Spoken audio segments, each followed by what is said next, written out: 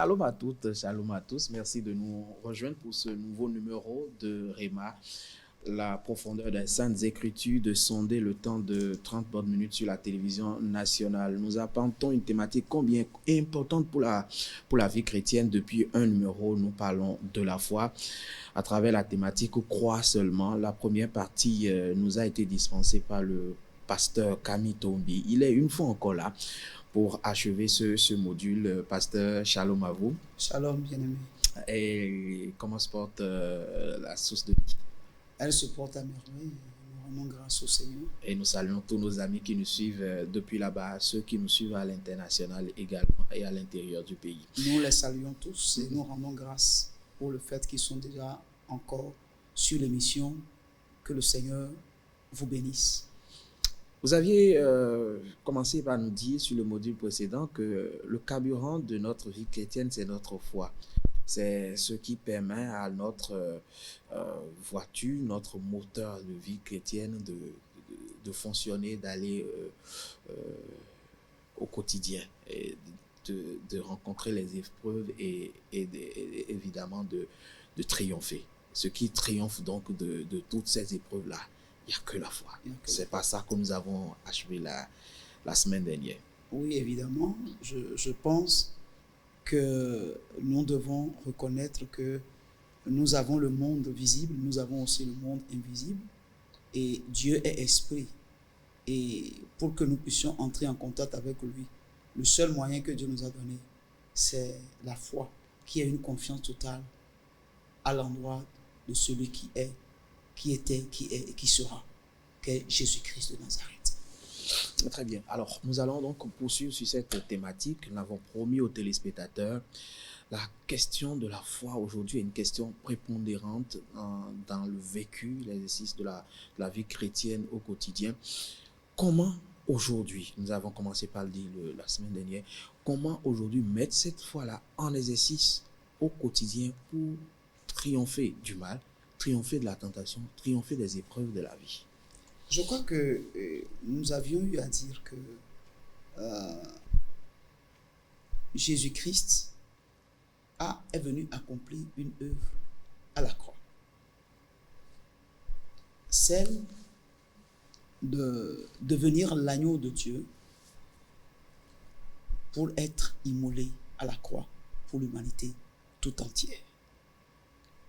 Quelle que soit notre race, quelle que soit la religion à laquelle nous appartenons, Dieu ne reconnaît qu'un seul chemin, Jésus-Christ. Jésus a dit, je suis le chemin, la vérité et la vie. Par conséquent, il est dit qu'il n'y a de salut en aucun autre. Et la Bible déclare, dans le livre d'Hébreux chapitre 13, tournez le regard vers Jésus-Christ, lui qui est le chef et le consommateur de la foi. Ça veut dire qu'en fait, ce que il consomme, en fait, c'est la foi que nous manifestons à son endroit. Et donc, ce n'est pas par les œuvres pour que qui que ce soit puisse se glorifier, mais c'est par la foi dans l'œuvre qu'il a accomplie à la croix pour nous que nous pouvons être véritablement en communion avec lui et vivre les réalités divines au quotidien. Alors, il y a des exemples dans la parole de Dieu que Jésus-Christ a démontré au travers des gens qui se sont approchés de lui, et nous ne pouvons qu'apprendre, n'est-ce pas, de ce qu'il a fait, de ce qu'il a dit, n'est-ce pas, et de ce que certaines personnes ont eu à expérimenter avec lui. Et ces choses ont été écrites dans la parole de Dieu pour nous servir, n'est-ce pas, de leçons ou d'enseignements pour que nous puissions faire de même. Quand je prends par exemple la parole de Dieu dans le livre de Luc, chapitre 8, à partir du verset 40, on nous dit, à son retour, Jésus fut reçu par la foule, car tous l'attendaient. Et voici, il vint un homme nommé Jairus, qui était chef de la synagogue. Il se jeta à ses pieds et le supplia d'entrer dans sa maison. Parce qu'il avait une fille unique d'environ 12 ans qui se mourait. Pendant que Jésus y allait, il était pressé par la foule. Le verset 49 continue en disant, comme il parlait encore, survint de chez le chef de la synagogue quelqu'un disant, ta fille est morte, n'importune pas le maître. Mais Jésus, ayant entendu cela, dit au chef de la synagogue, ne crains pas, crois seulement et elle sera sauvée. D'où notre thématique, crois seulement. Crois seulement. Alors, Jésus se retrouvait au milieu d'une foule parce qu'il revenait de quelque part. Il y a une foule qui savait qu'il serait là où il est arrivé et l'attendait. Mais juste à son arrivée, il y a Jairus, le chef de la synagogue, qui l'a interpellé pour lui dire, je veux que tu viennes chez moi à la maison. Pourquoi? Parce que sa fille unique était malade et presque mourante. Ce que je dénote déjà là, pasteur, c'est que les épreuves qui mettent à rude épreuve notre foi ou qui demandent à ce qu'on mette notre foi en exercice n'est pas fonction du type de personne, la nature de la personne. Jairus était un chef de la synagogue. Ouais. C'était donc un haut dignitaire. On peut dire, comme vous l'êtes aujourd'hui, pasteur, peut-être un prophète, un révérend. Donc, la nature et la position n'excluent pas la mise à l'épreuve de la foi. Justement, puisqu'en fait, Jésus nous a bien défini qu'il n'est pas venu apporter la paix, mais le feu. Il a dit que nous aurons des tribulations. Nous serons éprouvés, comme il a été. Mais ce qui va nous permettre de transcender plutôt les épreuves de la vie, c'est la foi en celui qui a la capacité, n'est-ce pas, de régler les situations d'impossibilité de notre vie. Et Jésus en est capable. Évidemment, le fait qu'il soit chef d'une synagogue n'exclut pas le fait qu'il va traverser des épreuves.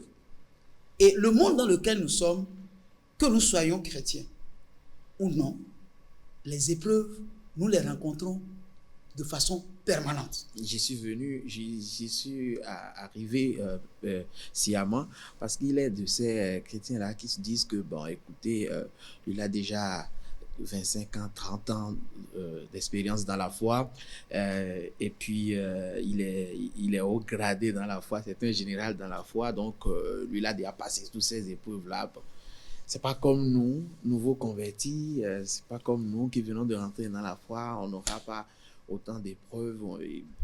C'est-à-dire que c'est comme si les épreuves sont catégorisées en fonction de la position spirituelle de l'un ou de l'autre. Non, justement pas. Tous les hommes, que vous soyez croyants ou non, nous sommes, dans le monde, nous sommes affrontés à beaucoup de difficultés, à beaucoup de situations que nous n'arrivons souvent pas à contrôler. C'est vrai, nous sommes dans un monde physique et aujourd'hui la science a évolué, la technologie a évolué au point qu'aujourd'hui, on dirait même que les hommes pensent qu'ils n'ont plus besoin de Dieu. Mais pourtant, il arrive souvent des situations que ni la science ni la technologie ne peut régler. Et que nous nous demandons qu'est-ce qu'il faut faire. Et parce que nous ne savons pas quoi faire, c'est justement là où nous avons besoin d'une intervention divine. Mais nous ne pouvons pas avoir une intervention divine si nous ne tournons pas nos regards vers lui. Et la seule chose qui nous permet de tourner nos regards vers lui, c'est que nous croyons qu'il existe réellement et qu'il est le rémunérateur de ceux qui le cherchent. Et que par la foi, nous tournons nos regards vers lui. Car Jésus même a dit dans le livre de Jean, chapitre 15, verset 5, il dit, car sans moi, vous ne pouvez rien faire. C'est-à-dire, l'homme qui veut être indépendant de Dieu se trompe, se leurre, parce qu'en réalité, la place de Dieu est dans notre cœur. Car chacun de nous, nous savons qu'il y a un être supérieur qui est au-dessus de tout et qui contrôle tout ce qui se passe dans le monde, même si nous disons que nous ne croyons pas en Dieu, que Dieu n'existe pas, arrivé à un moment donné, nous reconnaissons qu'il y a quelqu'un qui contrôle tout ce qui se passe dans ce monde. Donc, en réalité, rien n'est au hasard. Il y a quelqu'un qui est au-dessus de tout, qui contrôle tout. Et celui-là, Jairus l'a compris. On va revenir à son histoire. Et il lui a dit, viens chez moi à la maison pour que tu t'occupes de la situation de ma fille. Le problème, c'est quoi? Jésus était au milieu d'une foule. Donc, pour se dégager, pour aller chez Jairus, il fallait qu'il soit libéré de la foule. Et justement, avant qu'il n'arrive à se libérer, il était encore là en train de se débattre pour sortir parce qu'il y a des cas qui étaient là qui l'attendaient. Et donc, quelqu'un est venu de la maison de Jairus pour lui dire, mais non, n'importune plus le maître. Ta fille est morte déjà. Elle n'est plus. Ça veut dire que l'impossible, l'irréparable, c'était installé. C'était installé. Ouais. Elle était malade. Donc, il y avait possibilité que sa fille reçoive la guérison. Mais maintenant qu'elle est morte, il faut cesser d'importuner le maître. Jésus, ayant entendu ce que le monsieur a dit à Jairus, ne crains point, crois seulement et ta fille sera sauvée. Mais elle n'est plus vivante. La mort, qu'est-ce qu'on peut encore contre la mort? Elle est décédée, elle n'est plus là. Mais Jésus lui dit, ne crains point, crois seulement. Et ta fille sera sauvée. Ça veut dire qu'il est en train de dire, même après la mort, il y a possibilité que la vie revienne. Il faut y croire. Il faut y croire. Et donc, je voudrais dire à nos téléspectateurs que c'est là où la science, la technologie, les hommes ne peuvent absolument rien. C'est là que nous avons besoin de l'intervention divine. Donc, dit que là où la force de l'homme s'arrête, c'est là où celle de Dieu démarre. Justement. Alors, donc, je suis convaincu que là où nous sommes aujourd'hui, beaucoup de ceux qui nous écoutent peuvent reconnaître qu'ils sont dans des situations qu'ils ne contrôlent pas. Et que l'argent qu'ils possèdent, malgré l'évolution de la science, de la technologie, il y a des situations que le commun des mortels que nous sommes n'arrive pas à contrôler. Voyez-vous? Et donc, ce que nous ne pouvons pas contrôler, ce qui échappe à la science et à la technologie, c'est de cela, c'est de ces choses-là que Dieu s'occupe. Et c'est pourquoi Jésus est allé à la croix. Et lorsque nous tournons nos regards vers lui, en croyant à ce qu'il est capable de régler tout ce qui est impossible, c'est en ce moment-là qu'il intervient. Voyez-vous, quand nous prenons la parole de Dieu, dans le livre de 2 Rois, par exemple, nous avons une belle histoire, une très belle histoire, que nous pouvons lire dans ce chapitre-là, au 2 Rois, chapitre 5, au verset 1, la Bible nous parle d'un chef, d'un général d'armée syrien, du nom de Naaman. On nous dit, Naaman, chef de l'armée du roi de Syrie, jouissait de la faveur de son maître et d'une grande considération, car c'était par lui que l'Éternel avait délivré les Syriens. Mais cet homme fort et vaillant était l'Hébreu. Alors, ici, Naaman est un grand chef d'armée. Et il jouissait de la faveur du roi. Il a délivré la Syrie d'un grand nombre de batailles. Malgré sa carrure, malgré son poste, le grade qu'il porte, Naaman avait un problème. Il était lépreux. Il avait tout, mais il y avait un mais. Un mais. Quand vous la voyez bien habillée, vous ne pouvez pas savoir qu'il a un problème. Et combien de personnes aujourd'hui nous écoutent et qui ont de belles situations et ont une apparence qui démontre que ce sont des gens qui sont heureux, qui vivent le bonheur. Mais il y a quelque chose dans leur vie qui ne peuvent exposer au commun des mortels. Il y a parmi eux des gens qui n'arrivent même pas à dormir. Ils n'ont pas la conscience tranquille. Parce qu'il y a quelque chose qui est là.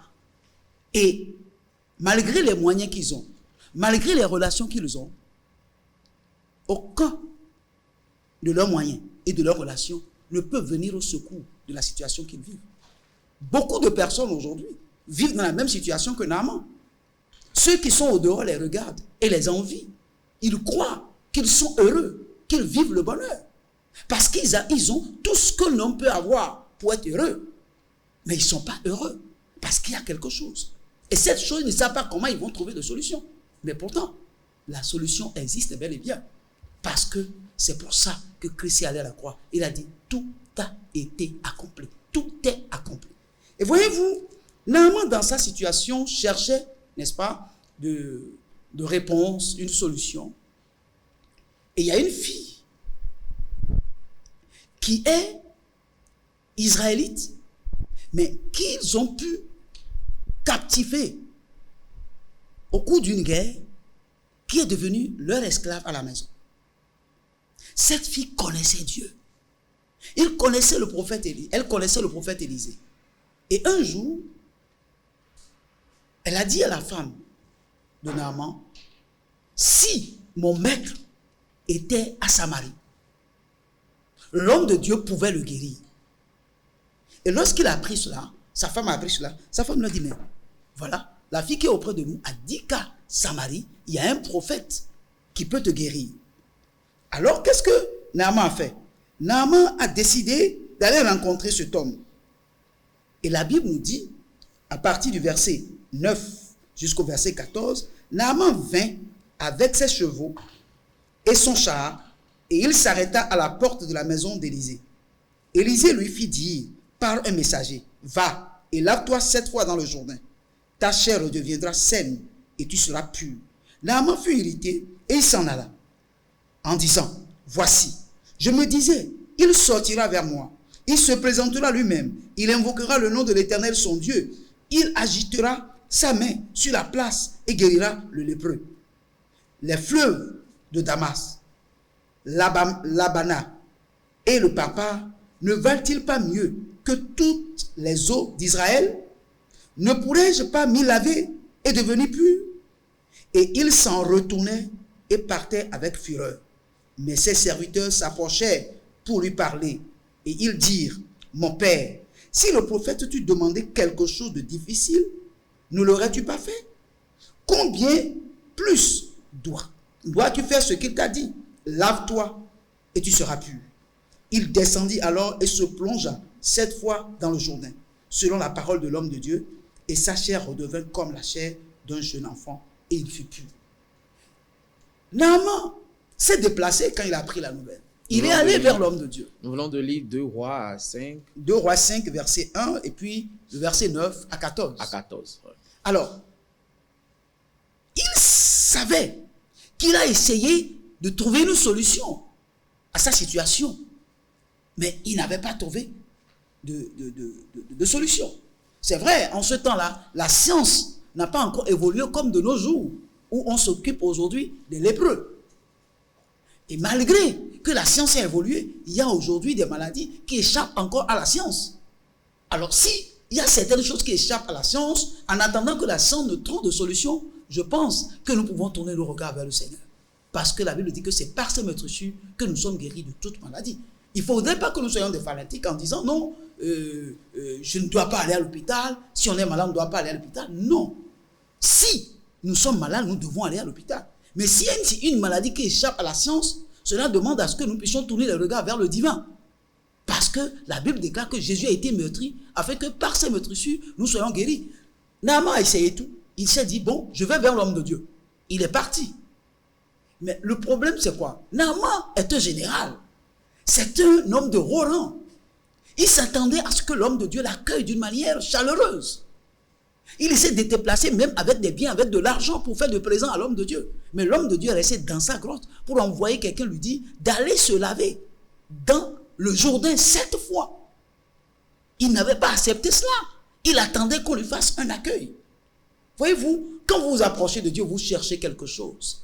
Lorsque vous voulez marcher par la foi, vous avez besoin de vous humilier. Vous avez besoin d'enlever vos grades, votre situation généreuse, votre haut rang. Vous devez arrêter arrêter cela. Parce que Dieu est au-dessus de tout. Quels que soient vos rangs, si vous voulez quelque chose de la part de Dieu, ayez le jugement d'avoir l'humilité, de vous approcher de lui et de comprendre que lorsqu'on vient vers Dieu, par la foi, on a besoin d'oublier qui l'on est et de s'humilier et de dire, Seigneur, maintenant, je viens à toi, j'ai tout tenté, mais je n'ai pas pu trouver de solution. Il n'y a que toi qui peux m'accorder la grâce d'avoir la solution.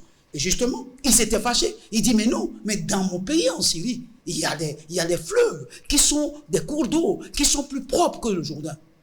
Il devait sortir, me regarder, me donner un peu de considération, toucher la partie malade, n'est-ce pas? Et me donner des conseils. Mais il reste là-bas, il m'envoie quelqu'un pour me dire d'aller me laver 7 fois. Ah non, je préfère retourner chez moi, je vais aller me laver dans mes fleuves. Le problème, c'est que l'homme de Dieu n'a dit que le nom d'un seul fleuve, le Jourdain. Ça veut dire que dans l'exercice de la foi, l'une des entraves, c'est l'ego. Justement.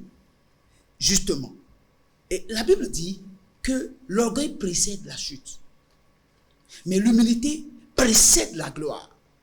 Quand vous voulez avoir de Dieu la gloire, vous avez besoin de vous humilier. La foi vous amène à être humble, à être simple. Parce que la Bible nous dit que Jésus, qui était égal à Dieu, il est venu sur la terre, il n'a ni beauté ni éclat pour attirer nos regards. Tellement il s'est humilié qu'il était devenu un simple homme. Alors, un homme de foi, c'est un homme qui a la capacité de s'humilier dans les circonstances les plus même difficiles de la vie. Alors, il a fallu que ses serviteurs l'appellent à droite pour dire, mais non, mais qu'est-ce que l'homme de Dieu a dit de si difficile? S'il avait demandé quelque chose de plus difficile, ne l'aurais-tu pas fait? Il ne t'a demandé que d'aller te laver 7 fois dans le Jourdain. Mais va le faire d'abord pour voir si tu auras la solution. Ce sont ses disciples, ses serviteurs qui l'ont convaincu. Il est parti maintenant se laver dans l'eau. L'homme de Dieu a dit 7 fois. Il n'a pas dit une fois. Il fallait forcément qu'il se plonge dans l'eau au moins 7 fois d'abord. Les 6 premières fois, sa lèpre était toujours là. Mais quand il est rentré pour la 7e fois, il a été purifié. L'obéissance vaut mieux que le sacrifice. Alors, beaucoup de personnes, beaucoup de nos téléspectateurs traversent des situations difficiles. Ils ont les moyens. Si ce n'est pas leurs enfants, peut-être c'est leur femme. Si ce n'est pas eux-mêmes, c'est quelqu'un qui a un problème, qui devient pour eux une situation difficile. Ils ont la lèpre dans leur maison. Ils ont la lèpre dans leur vie. La lèpre, ce n'est pas forcément une maladie, mais une situation que vous traversez pour laquelle vous sentez que vous ne pouvez absolument rien. Il faut que les gens comprennent qu'il y a le monde spirituel. Et dans le monde spirituel, n'est-ce pas, il y a une guerre qui se livre. Et cette guerre-là, pour la gagner, il faut tourner ses regards vers Jésus-Christ. Et non seulement vers Jésus-Christ, mais que nous puissions comprendre que c'est la foi en l'œuvre qu'il a accomplie pour nous à la croix seule qui peut nous permettre d'avoir le dessus sur les situations les plus compliquées que nous traversons. Alors, dans le livre de Marc, chapitre 11, au verset 23, la parole de Dieu nous dit ce qui suit. La parole de Dieu dit, au verset 23, je vous le dis en vérité, ça c'est Jésus qui parle. Si quelqu'un dit à cette montagne, ôte-toi de là et jette-toi dans la mer, et s'il ne doute point en son cœur, mais croit que ce qu'il dit arrive, il le verra s'accomplir. Alors ici, Jésus nous donne un exemple par rapport à la démonstration de la foi. Il dit que si quelqu'un dit à cette montagne, forcément, ce n'est pas forcément une montagne physique, mais tout problème, toute difficulté, toute situation qui se pointe dans notre vie, dans notre foyer, dans notre lieu de travail, qui semble être infranchissable, se retrouve être une montagne dans notre vie. Et il dit, si quelqu'un dit à cette montagne, ôte-toi de là et jette-toi dans la mer, et s'il ne doute point en son cœur, mais croit que ce qu'il dit arrive, il le verra s'accomplir. C'est-à-dire que lorsque nous comprenons que nous avons en face de nous une situation pour laquelle nous ne pouvons rien, pour laquelle nos relations comment on appelle, notre argent, notre richesse ne peut absolument rien. Nous avons besoin d'appeler Dieu au secours. Et Jésus a dit, tout ce que vous demanderez en mon nom, je le ferai. Ça veut dire que nous devons prier plutôt et demander à la situation dans laquelle nous nous retrouvons de quitter notre vie et de disparaître devant nous. Au nom de Jésus-Christ. Et là, c'est un acte. Il faut prier. Il faut ordonner. Mais il faut que nous puissions comprendre qu'il a ajouté. S'il ne doute point en son cœur et qu'il croit que ce qu'il dit arrive, il le verra s'accomplir. Donc, il y a un autre problème, un obstacle à la fois, c'est le doute. Est-ce que c'est possible que ce que je viens de dire soit une réalité? Est-ce que ça peut se passer? Est-ce que ce que vous dites là, cette situation dans laquelle je suis depuis 10 ans, pour laquelle j'ai essayé de tout faire, et ça n'a rien fait, ça n'a pas bougé. Est-ce que vous pensez une simple prière au nom de Jésus-Christ suffit pour que cette situation disparaisse? Est-ce que vous pensez, je me suis promené, je suis allé de serviteur de Dieu en serviteur de Dieu, d'un lieu de culte à un autre lieu de culte, mais je n'ai pas trouvé de solution. Une série de est-ce que. C'est le doute qui constitue un blocage pour une réponse divine à notre situation. L'autre chose, il dit, si nous croyons, de croire à ce que nous venons de dire, que nous voyons cela arriver. Ça veut dire que lorsque nous prions et nous avons la foi, nous avons en nous la conviction que la situation est en train de se déplacer. Et c'est en ce moment-là que nous voyons effectivement que notre prière a été exaucée. Beaucoup de personnes prient. Les gens prient. Si c'est les prières, on en a à foison. Mais combien de personnes reçoivent la réponse à leur prière? Parce que la prière doit être forcément accompagnée de la foi. Alors, croire seulement est la solution à nos problèmes, à nos difficultés, aux challenges que nous avons dans nos vies. Alors, bien aimé, Jésus même, dans le livre de Luc, chapitre 18, verset 8, à la partie B, il dit, lorsque le Fils de l'homme reviendra, trouvera-t-il la foi sur la terre? Ça veut dire que nous sommes à une époque où la foi, n'est-ce pas, est confrontée à de rudes épreuves. Pourquoi? Parce que, je l'avais dit tantôt, l'évolution de la technologie, de la science, fait qu'aujourd'hui, de plus en plus, les hommes se disent avoir toutes les solutions.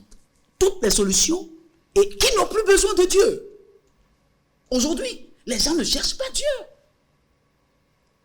Parce qu'il y a certaines choses, vous n'avez pas besoin forcément de prier avant de l'avoir. Vous ne pouvez pas inventer encore la roue existe déjà. Mais là où Dieu est au-dessus de tout, c'est que il arrive des moments où il y a des choses qui nous échappent. Aujourd'hui, le monde entier se vit une situation qu'on n'arrive pas à contrôler, malgré l'évolution de la science. Voyez-vous, le monde se retrouve aujourd'hui à la croisée des chemins. Les épreuves sont là, les calamités sont là, il y a beaucoup de choses qui se passent. Aujourd'hui, les nations n'ont plus la paix. Il n'y a plus. C'est comme s'il n'y a plus de solution pour un certain nombre de choses que nous vivons. La vie devient de plus en plus dure. Et beaucoup d'entre nous nous posons la question de savoir qu'est-ce que nous devons faire. Beaucoup de scientifiques n'ont plus de réponse à certaines situations. Justement, ça va être la question de conclusion de ce module. Qu'est-ce que nous devons faire? Vous faites bien de poser la question, je vous la retourne. Qu'est-ce que nous devons faire? La seule chose que nous devons faire, au-delà de tout ce que nous avons comme à notre disposition, l'évolution de la science, de la technologie et tout ceci, il faut que nous reconnaissons que malgré tout ça, nous avons des problèmes. Je ne connais pas un seul homme sur cette terre qui va me dire qu'il n'a pas de problème. Qui ne se trouve pas en face d'une situation où il se dit, que vais-je faire? Parce que l'argent, n'est-ce pas? L'argent, n'est-ce pas? Ne peut pas tout faire. L'argent ne fait pas le bonheur. L'argent contribue au bonheur. N'est-ce pas? Et je pense que s'il y a des choses qui nous échappent, il n'y a qu'une seule personne qui peut nous accorder le privilège de trouver la réponse. En un mot, c'est Dieu. Le malade qui ne se rend pas compte de sa maladie ne se tournera pas vers le docteur. Justement. Autrement dit, face à l'impossibilité, se tourner vers Dieu. Il n'y a pas autre chose. Si je dois dire quelque chose à nos téléspectateurs, je dirais simplement ce qui vous manque, malgré votre richesse, malgré que vous avez à votre disposition de très bonnes relations, vous avez une sagesse, une intelligence extraordinaire. Mais malgré cela, il y a quelque chose qui vous échappe. Cette chose qui vous échappe est du domaine divin. Et nous devons comprendre cela et chercher Dieu là où nous avons échoué. Le verset du jour. Le verset du jour se trouve dans le livre de Marc, chapitre 11, verset 24. Il est dit: c'est pourquoi je vous dis, tout ce que vous demanderez en priant, croyez que vous l'avez reçu et vous le verrez s'accomplir. Je relis. Marc chapitre 11, verset 24. C'est pourquoi je vous dis, tout ce que vous demanderez en priant, croyez que vous l'avez reçu et vous le verrez s'accomplir. Pasteur, merci d'être venu boucler ce module avec nous. On vous retrouve sur le prochain numéro par la grâce de Dieu pour parler d'une autre thématique visant à édifier notre foi, visant à renforcer notre vie chrétienne, visant à nous faciliter ce pèlerinage sur la terre. Comme nous avons coutume à le dire ici, nous sommes pèlerins sur la terre. L'homme est fait pour naître, pour grandir et pour mourir. N'oublions surtout pas cela, et c'est surtout de bien finir qui est l'important. Que le Seigneur vous bénisse. On passe le shalom à tous ceux qui sont fidèles à cette émission. Vos questions, vos contributions sont sur notre numéro WhatsApp 2 x 95 33 88. Merci une fois encore. Que le Seigneur vous bénisse et à très très bientôt. Shalom.